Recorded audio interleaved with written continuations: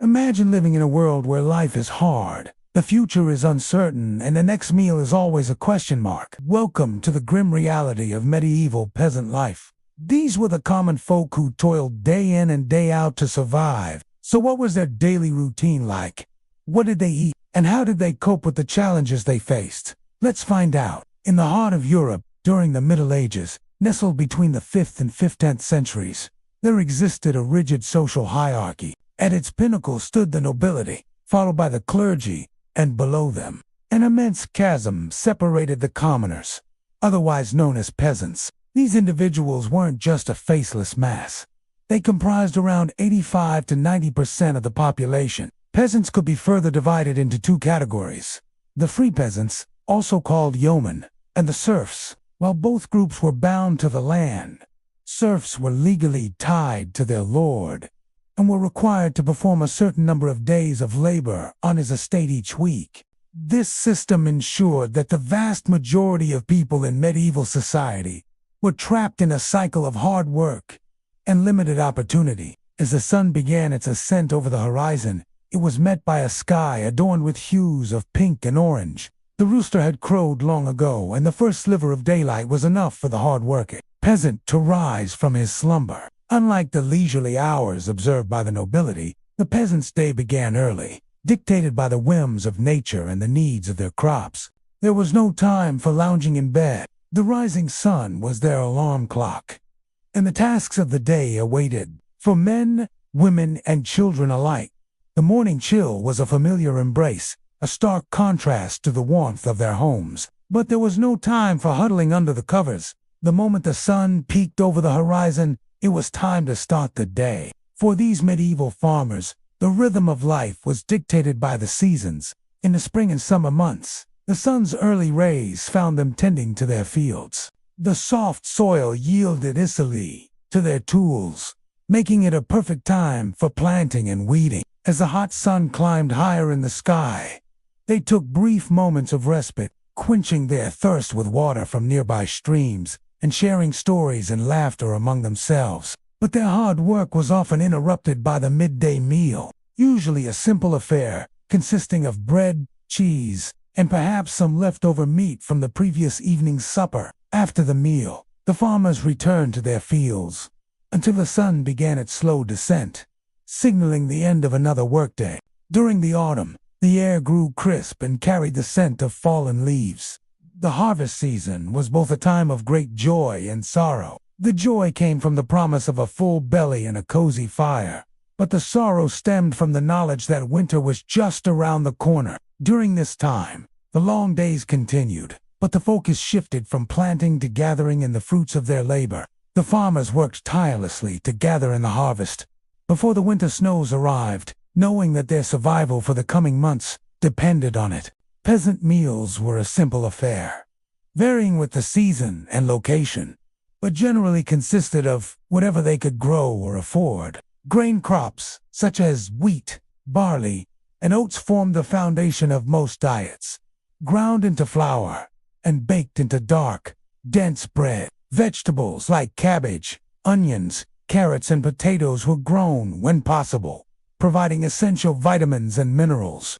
Dairy products such as milk, cheese, and butter were staples, especially in areas where farming was prevalent. Meat was a luxury reserved for special occasions due to its high costs and difficulty in preservation. Fish and seafood were consumed near water bodies, offering a valuable protein source. In more prosperous times, peasants might enjoy a stew made with a combination of these ingredients, providing a nourishing and filling meal. However, during leaner times, meals might consist of a single ingredient such as bread and water or boiled potatoes, demonstrating the stark realities of peasant life. The absence of basic hygiene practices in medieval peasant life posed numerous health risks. Most peasants lived in filth, both in their homes and villages, providing the perfect breeding ground for disease and illness. To make matters worse, their diet lacked essential nutrients, leaving them weak and susceptible to ailments.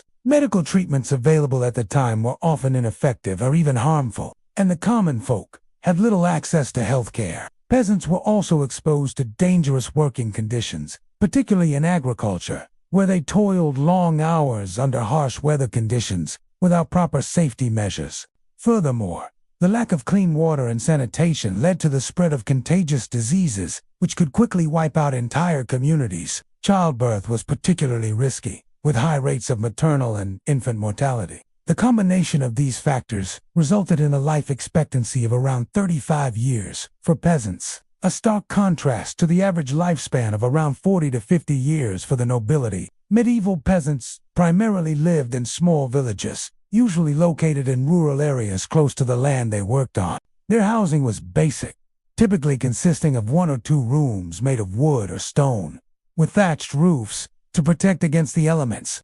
Inside, the rooms were dimly lit, poorly ventilated, and shared by entire families.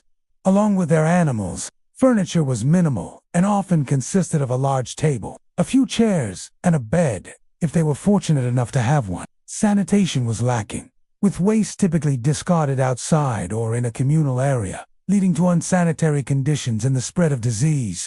Despite the hardships they faced, peasants found ways to add personal touches to their homes, such as decorating walls with textiles, or hanging items such as tools or weapons, to personalize their living spaces. The interiors of their homes reflected their simple yet resilient lives. During the winter months, peasants faced a unique set of challenges. As the temperature dropped and snow began to fall, the landscape transformed into a white wonderland. But it also became a harsh mistress. The cold seeped into their homes, making it difficult to stay warm. Without modern heating systems, peasants relied on rudimentary methods, such as placing a small fire in the center of their rooms and using thick blankets for warmth. Food preservation became a critical issue, as the cold temperatures made it challenging to store perishable goods. Peasants had to rely on stored food supplies from the autumn harvest, carefully managing their resources to ensure they lasted throughout the winter. The scarcity of fresh food during this time led to a monotonous diet, consisting mainly of bread, cheese, and preserved vegetables. The short winter days meant that daylight hours were limited, forcing peasants to start their workdays earlier and finish them sooner. While this provided some relief from the freezing temperatures, it still left them with long hours of darkness inside their cold, drafty homes. Despite the challenges, peasants found ways to make the best of the situation. They organized community events, shared stories, and sang songs to pass the time. The close-knit community provided a sense of solidarity and support, helping them endure the harsh winter months together. On an average day, a peasant would wake up before sunrise and immediately begin their daily chores. Depending on their occupation, a farmer might tend to livestock, while a craftsman would start their work in their shop. Women typically handled domestic duties such as cooking, cleaning, and childcare, while men often worked in agriculture or as laborers. Throughout the day, peasants worked long hours, taking short breaks for a simple meal of bread and cheese. In the evenings, they might attend church services or socialize with their neighbors before returning home to eat a meager supper and retiring to bed early. Weekends were usually spent working in the fields or completing household tasks, with Sundays sometimes providing a rare day of rest. However, even on Sundays, peasants might be called upon to assist their lord or participate in village activities. Life for a peasant was a continuous cycle of hard work and dedication to their daily routines, leaving little room for leisure or entertainment. Now, let's take a look at a typical medieval peasant family. Imagine a humble cottage with a dirt floor and thatched roof. Inside, a family of around 6 people, including parents, children, and grandparents, are waking up. The father, a strong and weathered man, is a farmer who works the land from dawn till dusk. The mother is responsible for cooking meals and caring for the children, while also tending to household chores. The eldest son, a teenager, helps his father in the fields and is learning the trade of farming. The daughters, ranging in age from young to preteen, help their mother with cooking and cleaning and also take care of younger siblings.